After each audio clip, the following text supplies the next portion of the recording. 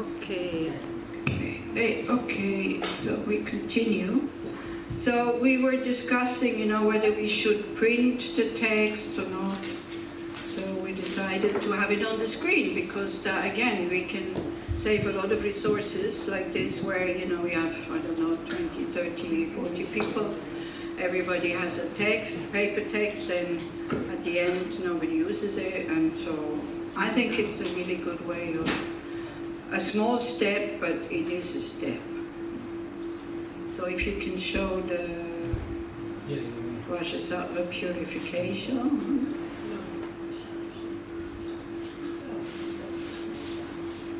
So this is the form. So as I say, now again, I just talk, and if there's something that is not clear, or if you have a question about this practice, then please just interrupt and ask, okay? So, we could do a whole weekend about, or a week or even longer, what is Tantra and what it is not. There is a very good book which is called The Introduction to Tantra by Lama Yeshe. It's kind of simple to understand what one is trying to do in Tantra. There is one by, names now, by Rob Priest, Buddhist Psychology, I think it's called, in Tantra. Or maybe not the word Tantra, but Buddhist Psychology. Where he talks, one thing is, if you do, because then there's talk about, is it going into union, is it about sex, and all this, not.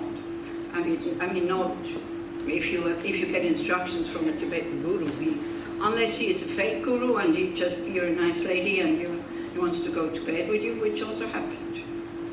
And people felt very special, and all this, and then they got hurt, and then there was a big scandal because the gurus should definitely not do things like this, but they do what to do.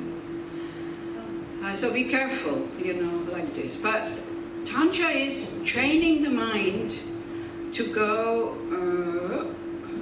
Okay, thank you. It is the professionals. Tantra is training the mind from ordinary appearance, what appears to us, to go into something pure. And pure, not so much pure from that side, like the Buddhas are pure and I'm impure. No, one tries to go pure because the view that one sees these things is right. Because of course, when you visualize the Buddha on your crown, it's just a projection. You're not going, oh, is he really there? Oh, I can feel him, like this. Sometimes people can feel very strong energy. I usually have, it starts to tingle here. The moment I visualize the Buddhas, it's quite funny actually. It's like, so from the ordinary view of inherent existence to the view of dependent arising, that things do exist, yes. Our mind has potential, yes. But it needs the right karma, the right causes and the right conditions for this purity to come up. So that's the main point, to change the movie. Because both is movie. Tantra, where we see the Buddhas and all of this, is movie. What we see, what we think is real and true is also just movie. And this is what we have to understand. Not to make the Buddhas really existent and this one is just projection. Both is projection. And that's complicated. I mean, it's not complicated, it's actually simple, but because our imprints are so strong, so many people come and say, yeah, all these practices with the Buddhas and all this, and I can't relate to this because it's not real. So I said, yeah, it's true, it's not real. But you are also not real. I am not totally real, So, but to understand this is to understand not just intellectually. Intellectually I understand, definitely. Because when I look this way, I see Doro. Do I see Doro? I see skin, I see clothes, fabric, I see hair. Is that Doro? Is that all you are, Doro? No. And I only see the front, on top of it. And I say, very confidently, I see Doro. And there's stories in my head. I see Doro, she speaks French, she's a nice person, she understands the Dharma, blah, blah, blah. This whole thing. And I don't have to think this anymore, because I've seen her so many times already. So the good feeling when I saw you in the car this morning comes up spontaneously. The same goes for David. So I use both, men and women, not that you get wrong ideas here.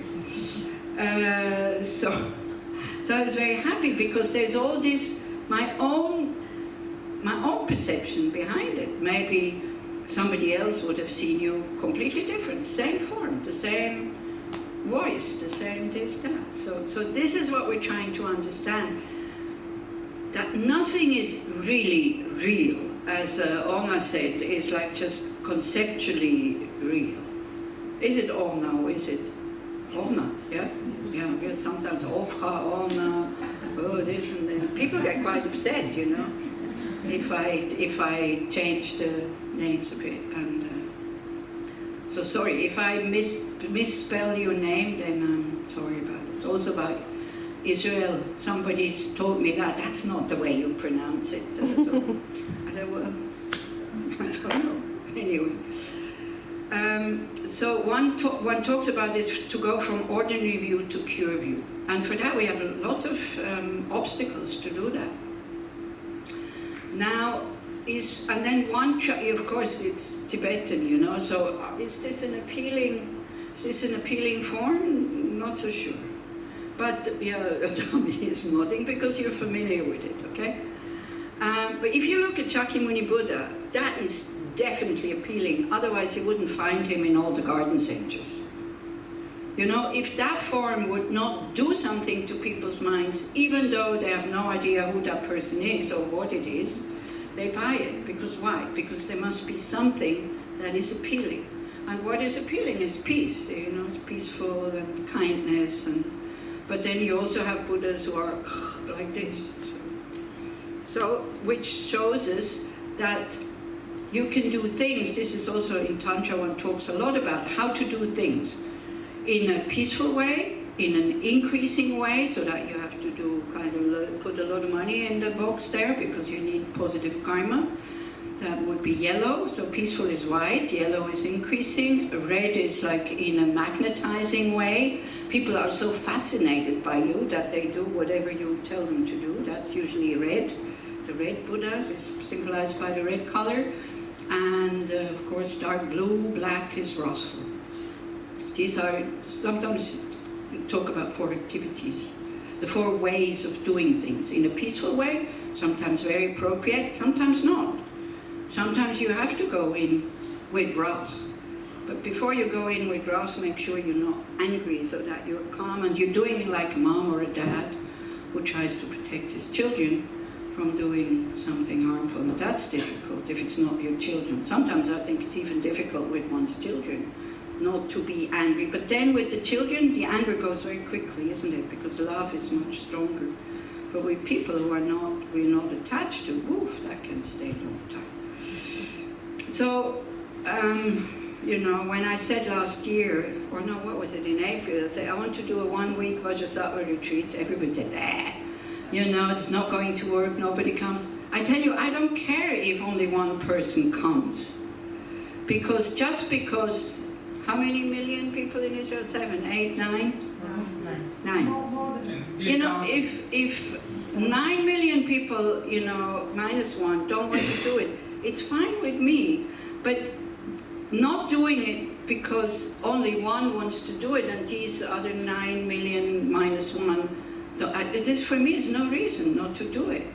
Because I think it's a shame if we always go for, you know, majorities. We can't do this because it doesn't attract people. People are not just, yes, I know. Because not everybody has the karma to do these things, to be interested, and not everybody has access to these things. But people who have access and who really practice, and it's the same for the 8th chapter in Shantideva, man, it's really heavy, you know. And if you don't understand samsara, and you read these verses, what you should do, people, beginners, they go, why should I practice this? It's just going to cause me more problems. So it's not for beginners. It's for people who really want to practice. Then you have very good advice what to do. And also with this, you should not forget, it's Shantideva who says that. He's realized, so he can take the whip and go like, wow, you know, a lazy fool, you're not thinking about impermanence, what are you doing sleeping? He can do this because he has enough self-confidence. But, then if that works for you, then you apply it. If it makes you feel bad about yourself, you don't. Then you think about the 7th chapter. I don't know, anybody knows the 7th chapter is about enthusiasm. He goes from bashing himself up to praising himself. I mean, it's really like a good psychologist. He knows exactly what is appropriate when. He said, like one of the verses, His Holiness quotes it very often, is, how can you be ever depressed riding on the horse of bodhicitta? Just saying the word, that brings tears to my eyes. Not just, I also hear, it's like, it's so true. We have this incredible potential. We have the possibility to do it. We have people who kind of push our buttons and get on our nerves. And what do? We run away. Instead of thinking, great, now I can practice. But it's like, it's for people who want liberation, who have a passion for liberation. Not for people who kind of want to find a happy samsara and sometimes even find it, We're all seeking for happiness in samsara, and sometimes we find it in samsara. When you become grandma, mazel tov, or pleasures. Yesterday I was sitting on the beach with somebody because I thought, maybe it's a bit cooler down there, and I had a mojito virgin. Do you know what this is? It's without alcohol. So it was nice, but that was it. It was nice, and so we had a good conversation. That was the main point, to go somewhere where it's a bit quiet. So it's like it's okay to have pleasures as long as you're not needing it, and that's the difficult thing. I'm not thinking, next time somebody wants to talk to me, we go there. We're not going to go. We go somewhere where it's practical. So we're all seeking happy moments, and sometimes we even find them in samsara, with samsaric stuff. But whether it's samsara or not, it depends how you look at it. It's not samsara, it's not out there, nirvana, somewhere else. It's in our mind. And both samsara and nirvana are empty of inherent existence. It's not that one is real and the other not. And so with these purification practices, we try to get rid of the layers and layers and layers of misconception. Okay, so one starts not even thinking about sex or whatever. So you see, the deity is alone, doesn't have a consort, he's not in union. It's very nice words for kind of, you know what it means to man, woman go in union. You know what that could mean, no? Okay, but it's not about having sex, it's not about orgasm, it's about using that enlightened energy that we have in the central channel, because when you have an orgasm, the central channel opens, and that creates imprints, if you can recognize it, as natural state of mind. But we can't, we just grasp at it, and then the chakras close again, and then where's my next orgasm? So, this is not like is, but you can use, it's true you can use your sexual energy, but you have to be really realized, otherwise it just produces more negative karma, more attachment, and more desires. So this is why one starts without that all this kind of union and the abhyum and these kind of things. And then, actually, if we would do like the Tibetans, which we don't, because we're so much more clever and so much more intelligent, we don't need to do all these preliminaries. So they do 3 years of just purification. They call it nandros, or preparatory practices, 100,000 Vajrasattva mantras, 100,000 mandalas, 100,000 refuge, 100,000 mantra of either Padmasambhava or Lama Tsongkhapa, 100,000 prostrations and all this. But we think we don't need, we have access to the nature of our mind just like this because we're from the West. And also we don't have that much time. I mean, the Tibetans had much more time when this all came up. Tsongsa Khinchen Rinpoche is very strict on this. He's kind of, he wants his students to do these non-Druid schools, preparatory practices. But it's good also for us Westerners, if we don't know what we're getting into. This is why I'm doing this Vajrasattva retreat, to get a taste of what this means. Don't expect any results, Practicing Dharma, and especially practicing Tantra, where you take the result into the past, if you have initiation, meaning you visualize yourself as the Buddha. For that you need initiation. And the ideal thing is, a Lama, a Guru, only gives you initiation when he knows you. I mean, today initiation is being given to thousands of people at one point, but it's okay, it's good. It's because if the Lamas wait for one person to come, it gets lost. And amongst these 1,000 or even more, there might be one who is ready to really do this properly. Might be you. Who knows? What happens to the ones that are not ready by I don't know. I tell you when I'm a Buddha. Some just leave it aside and say, I don't understand. Some others start to practice in their own way. Everything is okay. They get imprints. That is the main thing. So, this is not the only life we have. So then maybe they go to hell for a while. And then but then as a human they have imprints, and then they are attracted by it. Like some people are, even in Israel. It's Israel, for Israelis, I find it especially difficult to do tantric practices. Because you're so rational, so reasonable, so intelligent, so this is superstition. I don't want to do this, So, and maybe a dislike for religious stuff.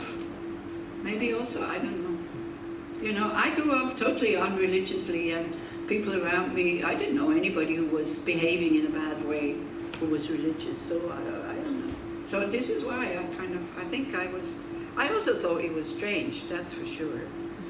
But I was ready to try. This is it, you have to try it out. I mean, Tantra is, you cannot learn Tantra, you have to jump into it. But it's good to be prepared. Once you've jumped into it and you know sadhanas, it's good to read up what it actually means.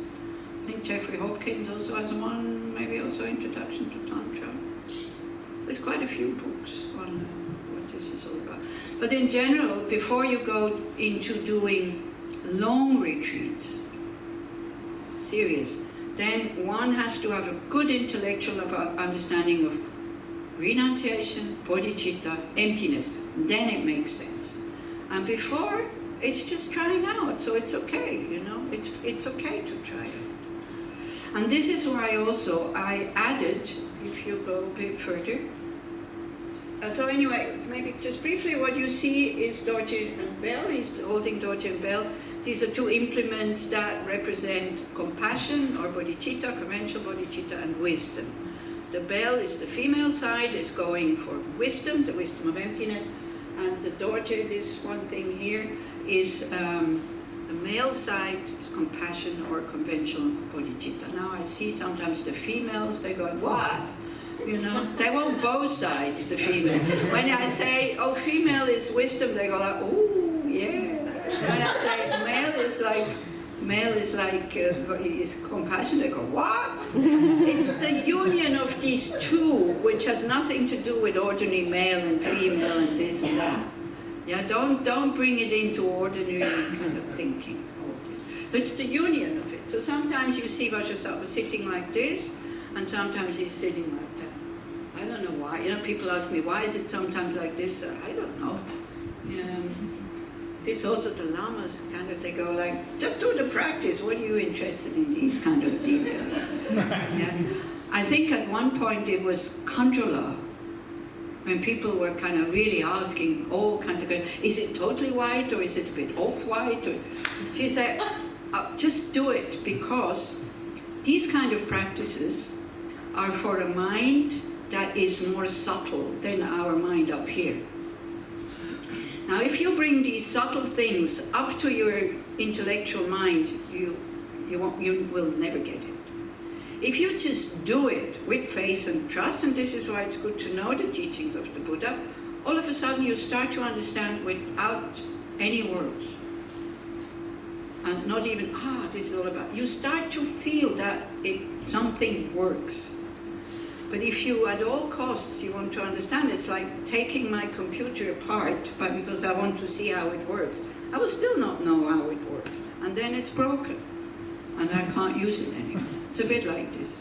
So Tantra is really, if you want to not to be under the control of your negative emotions anymore, if you have faith and trust in your potential to be a totally good person, then go ahead and do it. And this is why also, because a little bit knowing about Buddhism, I added this glance meditation on the graduated path. So we'll recite it together. Some of you will understand exactly what it means. Some others will not. It's fine. This can all be learned. It's a text, especially the Tibetans like Gampopa, Lama Tsongkhapa. I think also the Lamdre, that's in the Sakya tradition, is also a graduated path how to build up on your goals. So first one is not to be reborn in the lower states, next life. Next one is to be liberated. And then the other one is to be fully enlightened so you can be of benefit to others. So it's Lama Zopa's words, okay? Please don't think I have anything against Lama Zopa Rinpoche. If I look at his disciples, his close disciples, they're amazing. They really are. I mean, they put their life into Rinpoche's hands, and they make so much progress. It's so inspiring to see. I know why he's not my guru, because I wouldn't be able to follow him, because I need some more freedom to be able to decide myself. And so that's why. But I go to his teachings, I listen to his teachings, so it's his words. So they are straight in, and as Irit was saying, hardcore. And when it says, about karma, that even in 1 hour, I kind of create more negative karma than positive. People like, me? No, I'm just sitting here. Yes, we do. Because every time we see something as inherently existing, we go good and bad, it creates negative karma. Not big negative karma, okay? But obstacles to see emptiness. So this is why he says that. And we are not careful enough about small negative actions. We kind of look at the others who make big negative actions, and but look. But there's nobody who judges, she only did little bit negative things, so she'll be spared from a lower rebirth. But everything we do out of desire, attachment, and behind the wrong you, it's a cause for a rebirth into lower states, whether we want or not. Only things done with renunciation, bodhicitta, and emptiness, that will lead to liberation and enlightenment. It's law of cause and effect. Anyway, so we read it together. And of course, the first verse is about the Guru. I take refuge in the Holy Guru, the essence of all Buddhas, the original grantor of all holy teachings and Lord of all supreme beings. Please, O Guru Buddhas, enable me to unify my mind with the Dharma and to succeed in practicing Dharma for receiving the graduated path. May nothing prevent my receiving this path. Without a guru, without an ordinary human living being, I would not have access to the Buddha. I wouldn't know who the Buddha is. I would not have access, definitely not to the Dharma, and I wouldn't have a Sangha. This is why the guru is so important. So even if you don't have a guru, but still other people have, and they form groups, and they teach you about the Dharma and all these kind of things. People go, I don't need a guru. Yeah, maybe you don't, but people who teach you, like me, they have a guru. Otherwise they wouldn't teach you. So that's why, I mean, just look, where would you be if there would only be books? Like books on Buddhism. Where would you be? Definitely not sitting here. No. Anyway. So like this is why the guru kind of comes first. And one trains to see the guru as the Buddha that you're practicing, so you get the blessings of the Buddha. Okay, so please bless me to take refuge in Buddha, Dharma, and Sangha with all my heart, and to practice virtue and abandon non-virtue by realizing that I have received a perfect human rebirth, which is highly meaningful for many reasons, difficult to obtain, but perishable, transient, and fragile, decaying in the shortest second because of its changeable nature. Thus my death is definite, but its actual time is most indefinite. So as we are then doing the retreat, we meditate on these points. We reflect on these points. Now we just go through them, because otherwise we're still here tomorrow. Karma is most profound. Even in 1 hour, I create more negative karma, bringing rebirth into lower suffering realms than positive.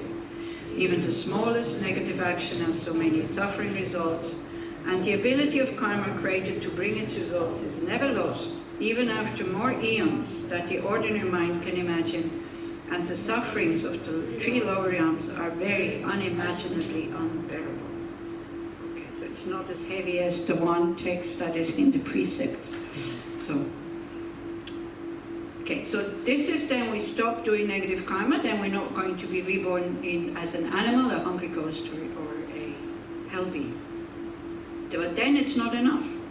So by practicing in this way, I might be reborn in the upper realms, but I will still have to experience unlimited samsaric suffering because of uncontrolled delusion and karma. Please bestow on me the ability to realize fully the evolution of samsara on uncontrolled rebirth to death and rebirth, so that I shall follow night and day the threefold training of the path. Now be careful. Supreme conduct, supreme concentration, supreme wisdom. Nothing religious. Ethical conduct, concentration, the wisdom to see reality as it is. So if people go, oh, it's so religious. It's not. What you have to train actually is not religious. We just take the religious part as a help. If you want to do it without, it's fine. This is just helpful for some. Okay. The main method to release me from samsara. So this is when you have this wish to have liberation, this is what you have to train. Ethical conduct, concentration, wisdom. Then, but, it's always a but here, yeah? But as each sentient being has been my mother, and as all are in extreme suffering, please grant me blessings to bring success to all by renouncing the perfect self-happiness and nirvana and practicing the bodhisattva's deeds with bodhicitta, exchanging myself with others. This we will do in the 8th chapter, especially on the 2nd weekend, on the basis of the equanimity meditation. Thus I shall have no sorrow in experiencing the samsaric sufferings of all other sentient beings for no matter how long, having trained my mind in the general path.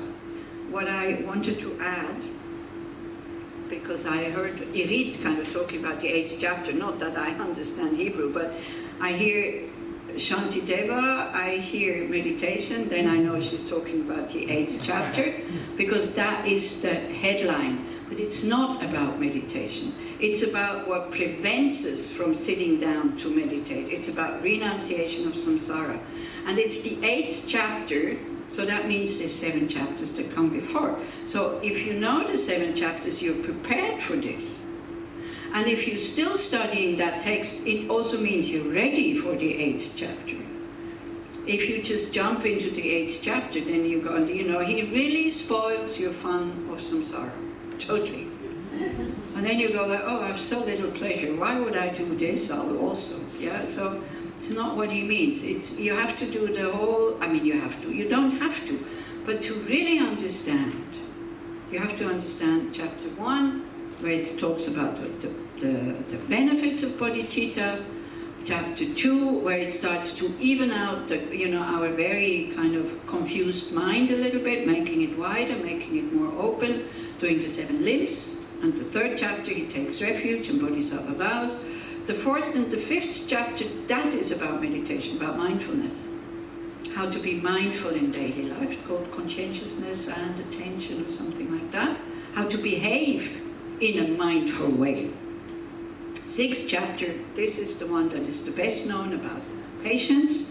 The 7th chapter is when you get like, oh, this is so difficult, it's called enthusiasm, how to kind of bring yourself up again. 8th chapter is about exchanging self for others.